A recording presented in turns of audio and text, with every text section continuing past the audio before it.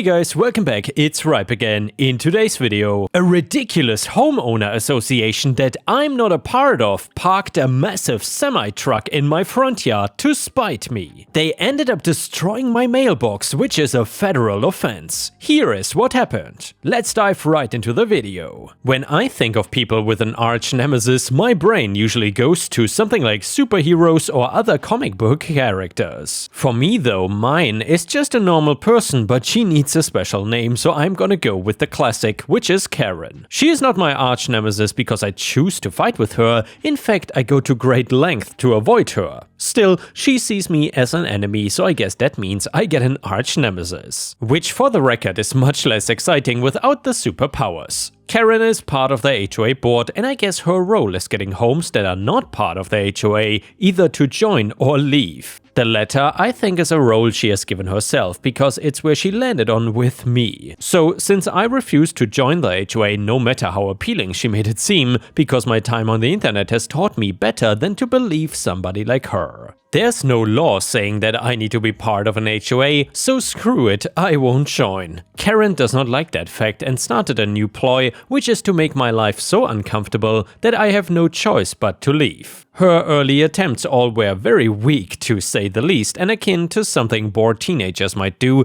in an 80s movie. Things like stealing my garbage can, egging my car, and leaving dog poo on my lawn. Despite this meant to make me angry or so upset to leave, I was honestly embarrassed this was the best she could come up with. I mean, we live in the modern age of technology, and she is stuck like 40 years in the past. Not that I wanted her pranks to be good, but I'll never not think it's funny how bad they were. That was until she finally had a big idea and went from childish pranks to full-on felony. I've heard Karens go from 0 to 100, but never like this. Before I can say exactly what she did, I need to pause and explain my property a bit. With this HOA, they take the first 10% of the property closest to the street and claim it as their own. This lets them set up stands for whatever on people's lawns, and it being totally fine. It also means they are responsible for things like trees that are in that area and all of that stuff. Since I never joined the HOA, I technically have a 10% bigger yard than everybody else. Now, with that explained, Karen somehow got a hold of a frickin' semi-truck and parked it right on my front lawn. Not that little 10% other people give them, oh no,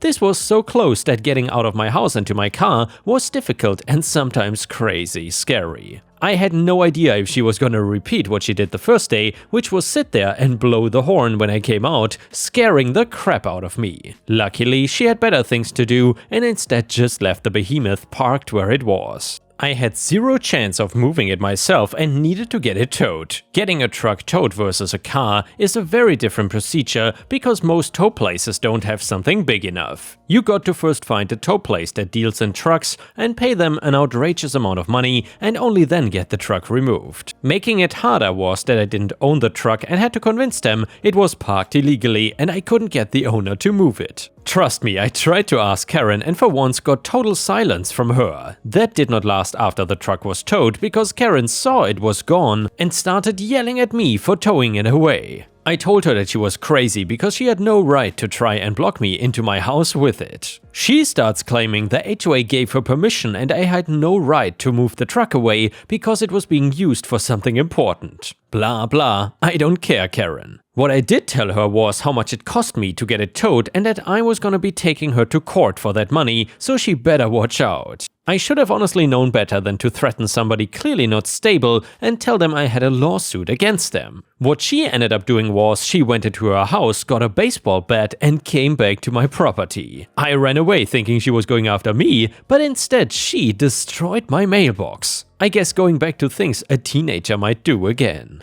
Not even noticing that I had pulled out my phone and started recording her crazy response to me seeming to win. I did not say anything and instead just gave the video to my lawyer so he could contact the police and put through a charge of vandalism in addition to the case that we had going anyway. In court, Karen actually seemed the sanest I had ever seen her at first. I thought that maybe she was medicated or something because she sat nicely and did not interrupt like her personality would suggest. When she asked about the truck, she claimed that the HOA and I had given her permission to park the truck there, that it was being used for a cancer fundraiser and the street was too narrow to store it. That was when my lawyer started to dig in and poke holes through her nice little story. He asked for the evidence showing a fundraiser, which of course she couldn't provide due to it not existing, and she could not even give a date, location or which charity it was for. Going in even more, he demanded the evidence that the HOA and I had given her letters supposedly expressly stating that she could park the semi-truck there. Again, she had nothing and finally started to look worried. That was when my lawyer asked her how the HOA could even give her permission, since I was not a member and they couldn't do anything with my property legally. She started saying that I was gonna join in the future, and that was how. A lie that made no sense. She was told to give me all the money back it took to tow the truck, but we were not finished yet. In fact, we had not even gotten to the part that was the most exciting. The mailbox destruction. She started denying and getting loud that she didn't do it, and I was trying to frame her. Going again from that 0 to 100. Even when proof was shown, she insisted that it was photoshopped and she did not do anything. Nobody believed her story for a minute, especially once her true personality was leaking out of her every pore. I guess she could not hold it in any longer and finally snapped before attempting to go on an off-topic rant about how I am a horrible neighbor. She was cut off almost immediately and did not get very far. She was found guilty of destroying my mailbox, which for those of you that are unaware is a federal crime. Once she found out that she was going to prison, she started acting nice again and begging the judge to overturn it because she did not know. She made an honest mistake by destroying my mailbox and never did anything wrong before that. This is of course ignoring the fact that she was found guilty of something else during the same court meeting. So there she was, off to jail, and I was off to relax at home knowing that Karen was gone. Since then, I got a new mailbox and I got all the money I spent back and made nice with the actual HOA president. A guy who was totally fine with me not wanting to join and just said if I changed my mind, I knew where to find him. So I really don't know where Karen got her idea of needing to force people to join. And yeah, Ripe Stars, if you still enjoy the HOA stories, please don't forget to like the video and maybe even leave a comment because that would help me tremendously. Thank you so much, and now let's continue with the next one, which is also a banger. It is titled, Jealous Deadbeat Parents Want My House and Inheritance and Sue Me When They Get Nothing. So sometimes a mother and a father are unable to raise their children and end up getting sent off to live with grandparents or aunts and uncles or something. It could be for literally any reason. Maybe the mother or father are sick and need constant care, or maybe the parents are unfit to raise a child. It's a sad thing to think about, but it happens a lot, and such a thing happened to me when I was 12. The sad thing about it is that they were not sick, they were not incapable. My parents just decided that they didn't want to give up their way of life to raise me. They worked together in a business venture all over the country selling timeshares. They were good in that they always made sure that I had my birthday and Christmas presents from them, though I never got to see them on my birthdays and very rarely at Christmas. There was a time recently where I came to realize that maybe they had not sent me any presents at all and it was just my grandparents covering for them. They were good people like that. Now I know what you're thinking. What kind of person would abandon their child just so they can travel across the country to sell timeshares? Well, the answer is simple: a-holes, selfish, greedy a-holes. I was shocked by the news that I would be living with my grandparents. I was sad for the longest time and wondered why my own parents did not want to be with me. It's a lot for a kid to come to terms with, no matter how old or young you are, but eventually my grandparents showed me all the love I needed and I was happy. I came to see them as my parents more than my actual parents, who were just some random strangers I would speak to on occasions. By the time I was 16, I had fully come to terms with the fact that my parents were selfish a-holes. The only thing I learned from them was that I was gonna do everything I could to not end up like them. By the time I was 18, I had pretty much cut ties with my birth parents completely and never spoke to them except when my grandmother passed away and I saw them at the funeral. I don't think they even recognized me. Sadly, soon after my grandma passed away, my grandfather was diagnosed with cancer and passed away soon after. I was in a very sad place at the time, the only people to have shown me any affection, and they were gone now. My grandfather did coach work for really old classic cars that people wanted to get fixed up. He worked out of his garage, which was nearly as big as the house, so growing up I was surrounded by beautiful cars like an Austin Healey 3000, Sunbeam Alpines, or my favorite, a 1955 MG TF 1800. It was always the car I would think of when someone said classic. So naturally, when my grandfather passed, there was a lot to go through and put order to, including the inheritance of his estate. Like I said, he worked from home, so we had a pretty sizable home just to accommodate his workshop. Even after just selling all the tools and parts he had still lying around, I could have bought a pretty sizable house with decent enough land to roam around on, or an apartment in New York for a month. Most of the cars he had were donated to a car museum a few states over, and he had a lot of motoring memorabilia those guys from American Pickers would have drooled all over, which all got donated to various museums or sold to collectors. In the end, it took me over a year to clear everything out. In his will, my grandfather left me the house and property, which I was very grateful for.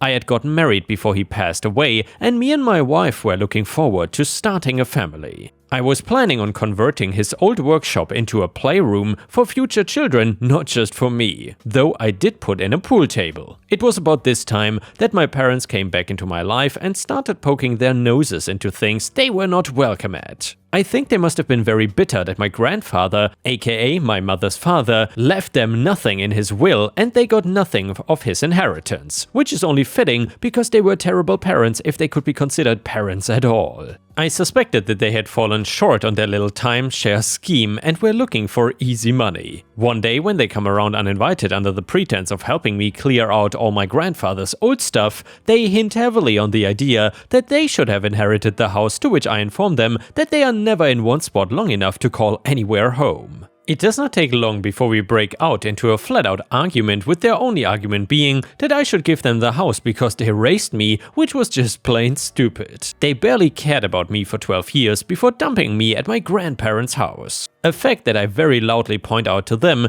They go off in a huff and declare that they would have a legal right to claim part of my inheritance whether I liked it or not. This goes on for a couple of weeks, with them appearing out of the blue with some fresh new argument as to why I must at least give them over some of the inheritance, and I get so sick and tired of it all, I tell them that if they don't leave me alone, I will be forced to get a restraining order against them. I thought that would be enough to get them to leave me alone, as I don't hear from them again for a little while anyway. One day though, a letter appears in my letterbox. It's all official looking, letter headed from some solicitor a few states over, using lots of legal jargon and fancy words. It was pretty hard to read, a lot of nonsensical things being said about a parent's legal right to claim a portion of a child's inheritance and their right to sue me if I refuse to give them anything. At first I'm a little concerned, thinking my parents might have been right about their ability to claim my inheritance, but I was no fool to be giving away my grandfather's stuff to the first person to come by me with a letter. Obviously, I have been in constant contact with lawyers recently, sorting out my grandfather's estate and my inheritance, so I arrange a little meeting with my lawyer and show him the letter. To my relief, he confirms that the letter is fake and written by someone that had absolutely no bearing on how to properly write a letter, let alone a legal one. She asks me if I want to press charges against my parents then, as I had recourse to do so, but I decided against it. I didn't want to interact with my parents any more than I needed to, and only now in hindsight do I wish I had done or gotten a restraining order at the very least. The next time I see my parents, I tell them that I know they had sent the letter, not some random lawyer, to which they get a little funny, make their excuses and leave. And that was that.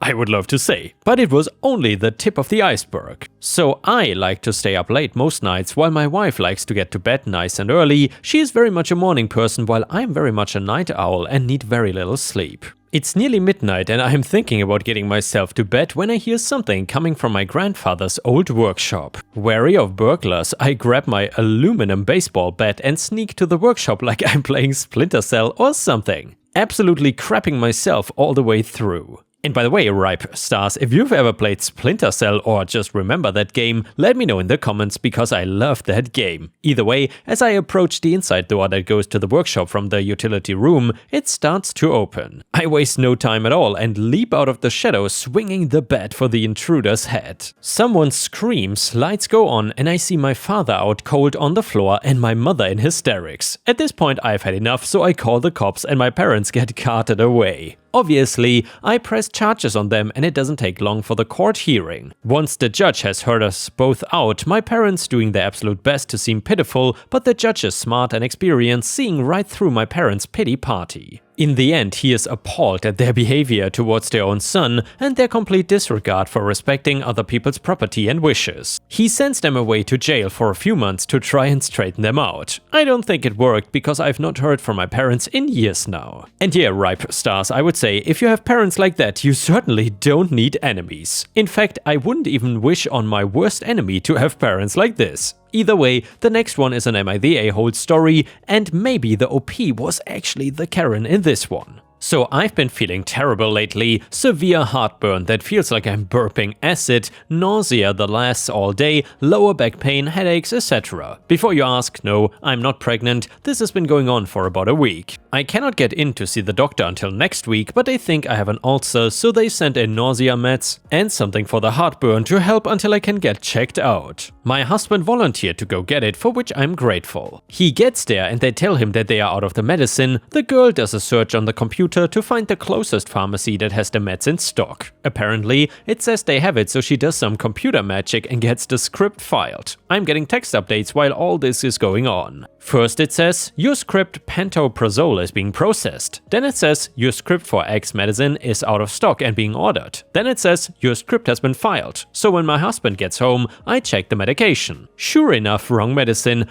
I say something and hubby tells me to just take it as it is what was prescribed. I tell him it's wrong, so I call the pharmacy and they have no clue how it happened. I ask if the two are the same, but nope, not even close. I call the doctor back and ask for them to resend the correct medicine. Out of curiosity, I ask about what I was given versus what I should have gotten. Long story short, if I had taken the medicine, I would have most likely ended up in the ER due to known interactions with other meds I take. I get off the phone and hubby asks if I'm done being a Karen yet, and I try to explain to him why I was upset, and he just rolled his eyes and said, "Whatever, Karen." I got pissed and ended up yelling at him. He gets mad about that and says I should have known he was joking and calls me a dick. He says stuff like this all the time and calls me a hypochondriac among other things. Most conversations tend to end up with it all being my fault for not being able to take a joke. Am I a Karen, Reddit? And yeah, ripe stars, let me know what you think about this in the comments. Personally, I would say OP was definitely not the Karen here, because with things like medicine and drugs, you don't kid and joke around. This can have serious consequences, especially when, as OP mentioned, she is taking other medicine that somehow interacts with the medicine she was given here, and it could have terrible consequences for her. This has nothing to do with being a Karen.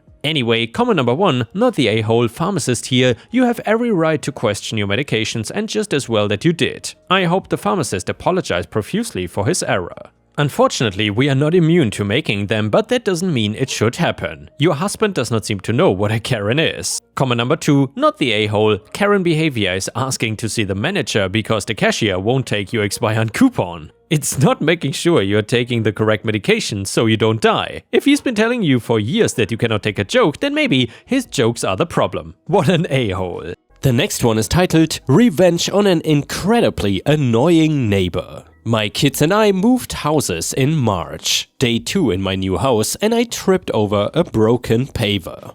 Did not break anything, but I still needed surgery, a 3-night hospital stay and a full leg brace for 2 weeks. While I was in the hospital, my partner, a former ex-partner now reconciled, it's complicated, Martin, dad, sister, bestie and her wife had formed an emergency team. They kept my kids and pets safe and fed and finished the unpacking.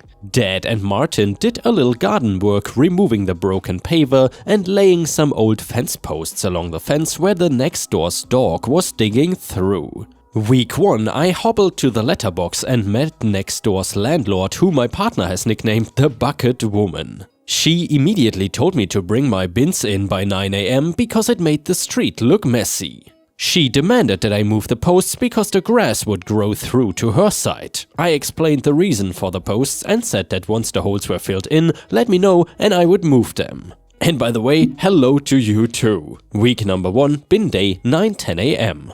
The Bucket Woman banged on my door. I am still in PJs and leg brace. She of course complained about the bins. I said my bestie is coming by later to help me dress. I could not do feet. I would bring the bins in later. When Bestie pulled up, she had to park out front because my bins were in the driveway. And by the way, I checked. The council bylaws don't have a deadline for bringing in bins, but next, Martin got temporary approval to WFH at my place. I got home and Martin was escorting the bucket woman off the property. The bucket woman thought nobody was home and tried to sneak in to move the posts. Martin said the next time he calls the police. A few weeks ago, the police arrived, Martin was at work, and said a concerned neighbor called about a man and woman having a domestic dispute and the man was destroying the fence. The bucket woman is out the front watching. Once they are satisfied I am okay and there's no damage, I explain about the last week and show them the security footage. Later, I see them speaking with the bucket woman. She is not happy and she goes inside. I was working nights and the police visit had taken up a lot of my precious sleeping time. I was fuming.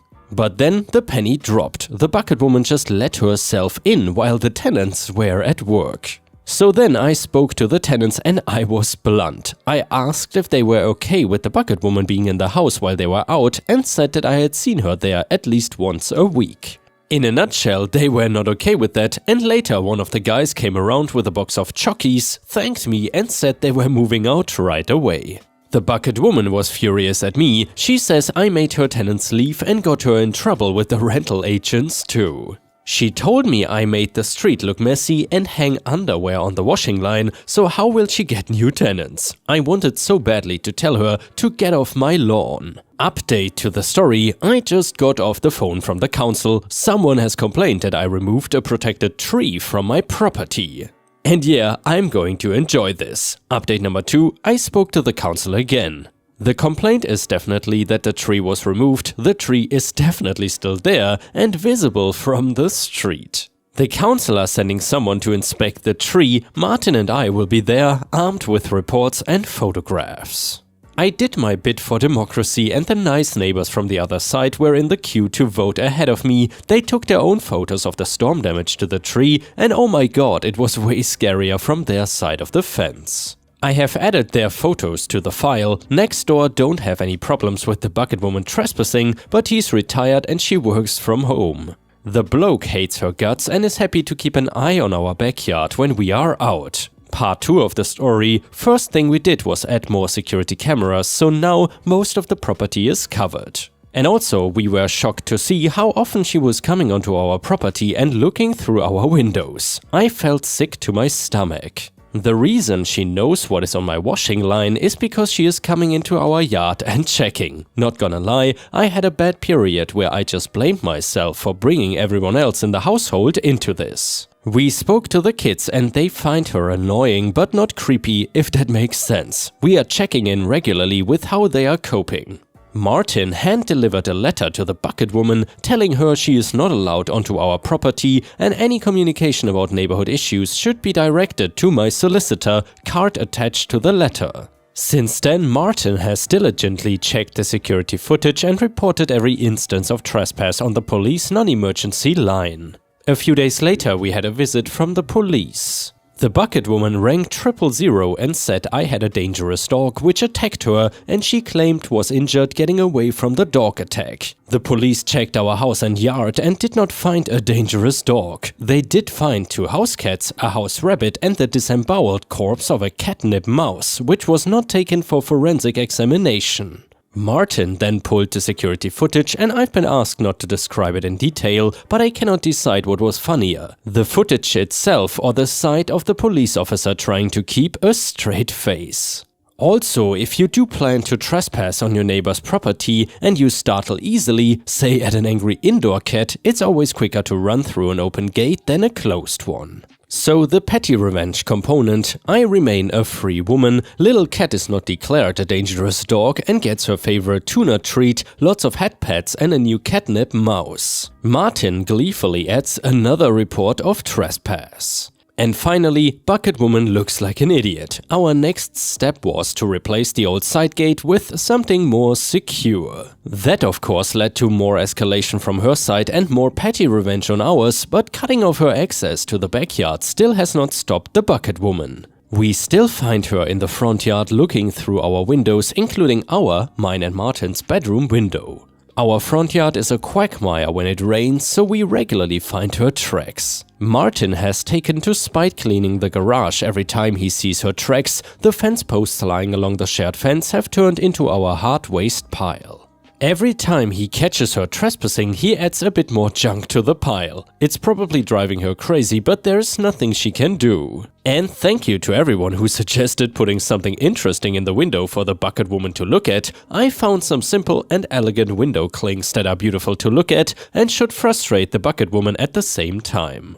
We have picked our favorite design, and next step is Martin will measure up the windows and order the custom sizes. We figure eye level for him should defeat the bucket woman even if she stands on tippy toes. Revenge that is both petty and elegant. I like it. But I still think I will order some replica Huntsman spiders just in case. Update: Martin went shopping on the way home and he has brought home a motion-activated water sprayer and a couple of rubber snakes. This may just be the most romantic present I've ever received. Tomorrow he installs the sprayer and measures up for the window clings. My brother does not want me to tell you all what a kind and generous person he is being, but right now I'm sorry for trying to feed him to a monster when I was 4 years old. If you are reading this, I'm really glad that monster in the wardrobe did not eat you. Tuesday afternoon, Bullseye, part number 3. This is why we had motion-activated lights installed.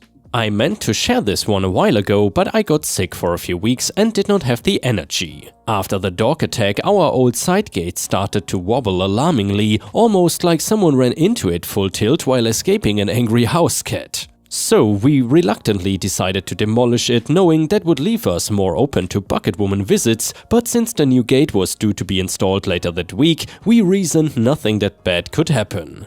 This is also the story of how wrong we were. Martin demolished the old gate on Sunday afternoon, neatly stacking the remains along the side of the garage near the bins. Later that night, about 11 p.m, I took my bucket of kitchen scraps out to the green bin. I did not bother turning on the light because I was intending a quick trip out and in, and there was enough available light. It's the middle of winter and close to freezing, and I was not planning to stay out there very long. I waddle out into the dark wearing my dressing gown and slippers. I had just reached the bins when I heard a noise in the yard behind me. I called out, "Who is there?" No answer. I call out again, "Who is there?" This time a shapeless figure silently came towards me. I hurled the scraps bucket at it. The figure screamed, so I screamed louder. Since my brother was not available, I grabbed one of the bins and tried to use it as a shield, but I tripped and fell over the old gate.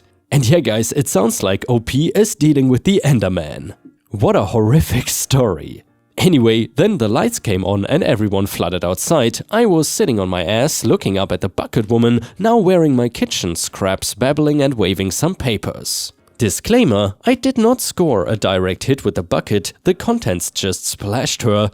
However, Martin grabbed a cricket bat and growled at her in a voice that would have frozen Hades. "Get out now!" The bucket woman tossed her papers in the air and fled, shedding potato and onion skins as she ran. And okay, my irrational brain insists on replaying it like that, even though I know I only splashed her.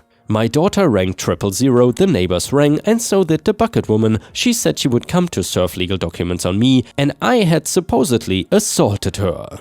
The police then took the papers away but left scraps. So I limped away from this encounter slightly wounded, but still a free woman and triumphant. When I am old and in a nursing home, the memory of the bucket woman with my leftovers gobbled on her leg will still make me smile. But wait, there's more. Sunday afternoon, Martin looked out the window at the remains of the old gate and I could see an idea forming. Then he disappeared.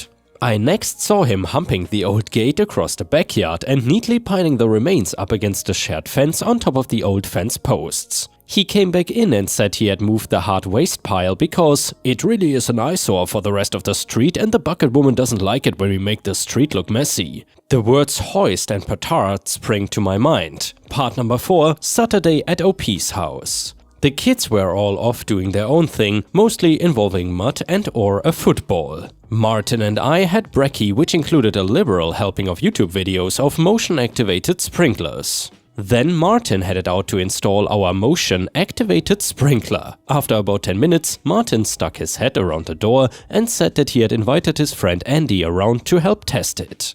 I am decent, so that's all good. Andy pulls up and the pair of them start, scientifically testing it for the optimal settings. The next time I look up from my reading, Terry from across the road has joined them. Judging by the hand gestures and laughter, they are telling Terry about the sprinkler. This is when I decide to go for a short walk. Exercise helps me think and I have a nasty HR issue to resolve on Monday, I hope. When I get back, Sam has joined the group. Martin, Andy and Terry look like they've been showing Sam how the new sprinkler really works. All 4 of them wave to me and I head inside. Martin follows me and says they are going to Bunnings. He thinks they have worked out how to place a second sprinkler so it blasts anyone looking into the front window, but people can still reach the front door if they stick to the path. Martin and Andy get in the car and drive off. Terry and Sam go home and eventually the car backs into the driveway and Martin opens the boot. There are 2 robo-sprinklers plus some extra hose and some other stuff I cannot identify. Andy puts on in the boot of his car and then comes back to help Martin install our second sprinkler. Terry and Sam also came back and all 4 of them, scientifically adjusted the settings so that legitimate visitors can approach the house without a squirting, but window peepers will get hit. In theory, the bucket woman could defeat the sprinklers by just turning the garden tap off. But she looks to be in her 60s and is built like the original, so we don't think she has the ninja skills to reach it. Martin, who is about 20 years younger than her, tried it and gave up, possibly due to excess laughter after someone called out, "The Bouquet residence, the lady of the house speaking," from the bedroom window. Andy, who is about 25 years younger than her, could do it, but discovered that there is a very small margin of error before Darth Sprinkler activates. So we might have lost the element of surprise. Most of me does not mind if the bucket woman has seen the sprinklers of doom being demonstrated if it makes her stay away from the damn windows. But part of me would like the smug satisfaction of hearing a shriek and the sound of Darth Sprinkler going off in the night. So Tuesday afternoon, Bullseye, Part 5, the bucket woman was actually the sprinkler's second victim. The first one was Max, short for Gluteus Maximus, the neighbor's cat who has hit his morning pee on my rosemary plant, but Max strolled across the sensor and Robo Sprinkler 2 activated. He got the shock of his life when that morning the garden peed back. He ran back to his own yard like he had been fired out of a cat cannon. And if someone here gets the Postal 2 video game reference, then please answer in the comments. Anyway, Robo Sprinkler 1 fired on the bucket woman on Tuesday afternoon. Martin was WFH, which I still know what that means, but at the back of the house and only knew something happened when the fluffy couch potato cat let out an unearthly howl and tried to hide between Martin and the chair he was sitting on. He got to the front room just in time to see the bucket woman disappearing behind the fence, so he went to check the security footage. I got a text asking if I wanted the good news or the bad news first. I was having a crap day, so I opted for the good news. I got 2 words back, meaning got her, and then I asked for the bad news and he texted, "Sorry about your rosemary." Oh, I only have 2 plants in the front garden that I really care about, and that rosemary is one of them. It's flowered nearly all winter and I like watching the bees. When I got home, there was a group of people outside our house. I started to worry, thinking something terrible had happened. But I realized they were sprinkler devotees and in the middle was my partner performing the dance of his people. This account has been pieced together from looking at track marks and observing the triumphant dance of the sprinkler people. It seems that the bucket woman entered through the gate and headed towards the bedroom window, crossing Robo Sprinkler 1's sensor. Robo Sprinkler 1 fired on the intruder and scored a direct hit before starting on its arc. The bucket woman was startled and ran back towards the gate, but Robo Sprinkler had started its return and hit her a second time. She was startled again, denoted by some high leaps and exaggerated shrieking in the dance, changed direction, ran past the gate and body slammed my poor defenseless plant before finding the gate and running back next door. The triumphant dance makes no mention of bees. But I picture a bunch of worker bees turning up to work at the rosemary plant the following day and going, "Bloody hell, what happened here?" The interesting thing is that the Robo Sprinklers seem to have had a deterrent effect. This happened on Tuesday, today is Monday, and she has not visited since.